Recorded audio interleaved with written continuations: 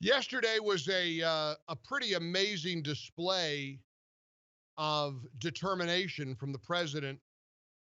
After he addressed the nation from the Rose Garden, he walked across the street after the police had cleared out Lafayette Park, much to the chagrin of his critics. He carried his Bible, and somehow his using the Bible to deliver an unspoken message to the nation was greatly infuriating to a lot of people. And, it kind of hit me last night. I was thinking a little bit about how people are offended by the actions of this president. And we do have, of course, a decision to make this year. This is a general election. And Americans are going to get to decide on November the 3rd whether they are offended by a president who stands in front of a church they tried to burn down the night before, or they're not. Americans are divided, there's no question. And there are people who are taking to the streets of America in cities large and small, expressing their anger with violence, murder.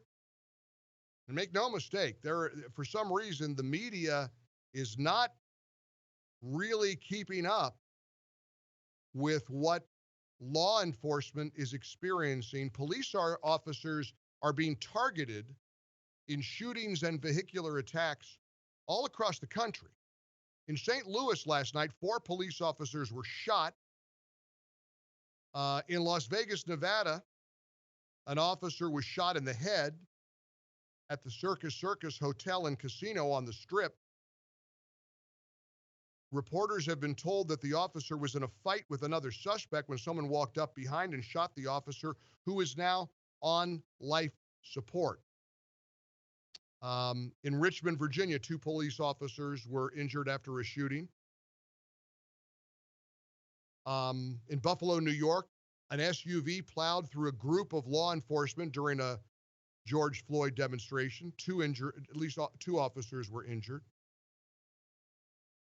The president is trying to demand an end to the violence and is demanding an end to the violence, and he's threatening to send in the military, and I'm not sure what would hold that up. But of course, a number of governors, all Democrats, are pushing back against President Trump's promise to deploy the U.S. military.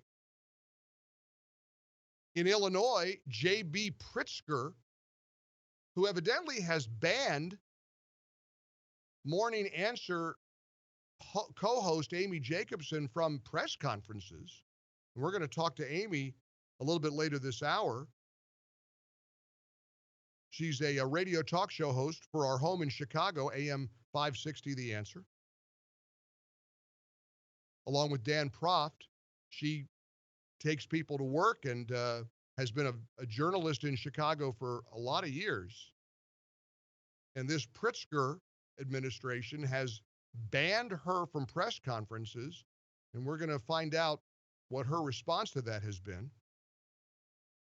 But J.B. Pritzker, the governor of Illinois, said he doesn't believe the federal government can send military troops into his state. He thinks the president is creating an incendiary moment by promising to do just that.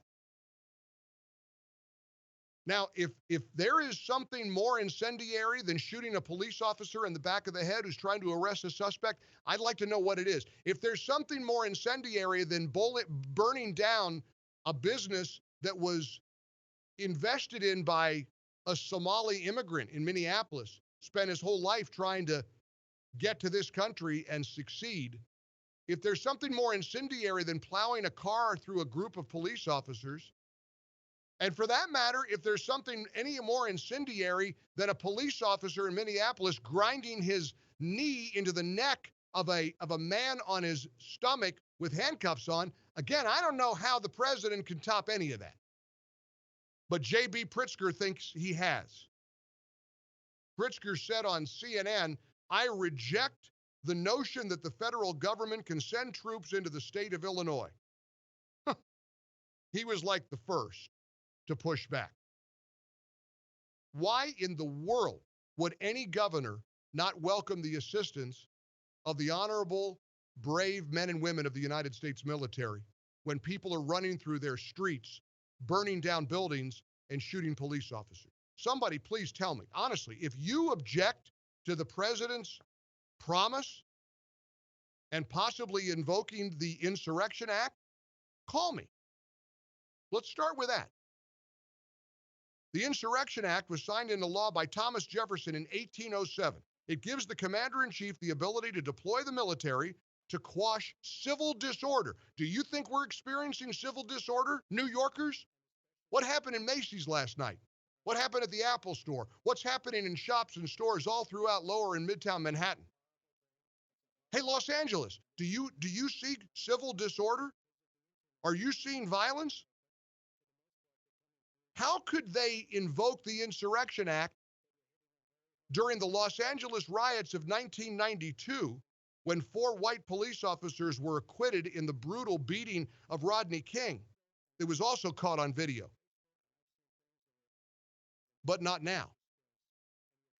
In the Bronx, hit-and-run driver plowed into a police officer there. You understand there are people who are taking out their rage and their anger and their hatred on police officers, law enforcement, first responders all over the country, firefighters who can't get to the fire that has been set.